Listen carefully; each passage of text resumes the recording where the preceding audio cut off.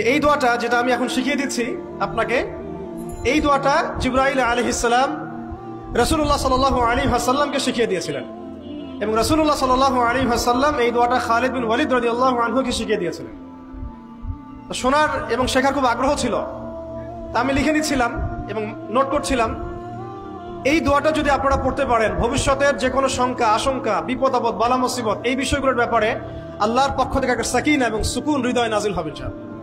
একটু বড়, যেহেতু এখানে তালেব ইলমগণ অনেক, তারা তো শুনলেই মুখস্থ করতে পারবেন, তাই আমি নোট করে আনছি।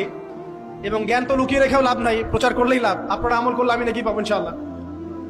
তো এই দোয়াটা হচ্ছে আউযু বিকালিমাতিল্লাহি তাম্মাতিল্লাতি লা ইউজাবিজুহুন্না বাররুন ওয়ালা ফাজির মিন শাররি মা খালাকা ওয়া যারআ ওয়া বারআ ومن شر ما ينزل من السماء وما يعرج فيها ومن شر ما ذرأ في الأرض وما يخرج منها ومن شر فتن الليل والنهار ومن شر طوارق الليل إلا طارقا يطرق بخير يا رحمن।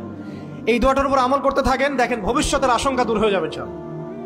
আল্লাহ পাক আমরা সবাইকে 4টা গুণ হাসিল করার তৌফিক দান করেন। এইগুলো লম্বা কথা বলা যায়, আমি সংক্ষিপ্ত করে বললাম যে আল্লাহ পাক আমাদেরকে জীবনের উদ্দেশ্যটাকে ফিক্স করার তৌফিক দান করেন, যে আমরা পৃথিবীতে এসেছি আল্লাহর ইবাদত করতে এবং তার দিন কায়েম করতে।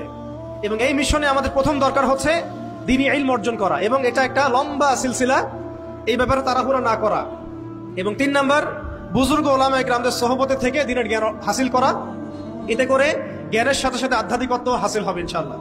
আর আধ্যাত্মিকত্ব হাসিল না হলে বাইরের চোখ দিয়ে যদি আমরা দেখি, তাহলে এই বিশ্বটাকে চিনতে, বুঝতে এবং সমাধান বের করতে আমরা বেগ পাবো। এবং কোন কোন ক্ষেত্রে আমরা সত্যকে মিথ্যা মনে করতে পারি, মিথ্যাকে সত্য মনে করতে পারি। আল্লাহ পাক আমাদের খিদির আলাইহিস সালামের দৃষ্টিভঙ্গি দান করেন, আমিন।